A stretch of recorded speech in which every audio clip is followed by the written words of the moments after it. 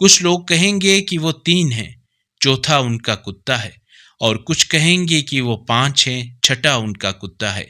یہ سب دیکھے بغیر اندازے لگا رہے ہیں۔ اور کچھ کہیں گے وہ 7 ہیں اور 8واں ان کا کتا ہے۔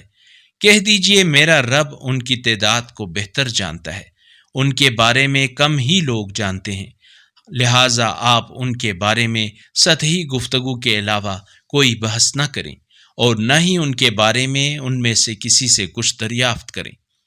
اور آپ کسی کام کے بارے میں ہرگز یہ نہ کہیں کہ میں اسے کل کروں گا، مگر یہ کہ اللہ چاہے، اور اگر آپ بھول جائیں تو اپنے پروردگار کو یاد کریں۔ اور کہہ دیجئے امید ہے میرا رب اس سے قریب تر حقیقت کی طرف میری رہنمائی فرمائے گا۔ اور وہ اپنے غار میں 300 سال تک رہے اور 9 کا اضافہ کیا۔ آپ کہہ دیجئے ان کے قیام کی مدت اللہ بہتر جانتا ہے۔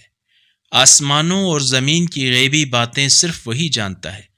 وہ کیا خوب دیکھنے والا اور کیا خوب سننے والا ہے۔ اس کے سوا ان کا کوئی سرپرست نہیں، اور نہ ہی وہ کسی کو اپنی حکومت میں شریک کرتا ہے۔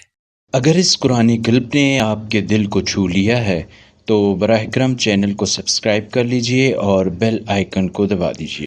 اللہ نور السماوات والارض، اللہ آسمانوں اور زمین کا نور ہے۔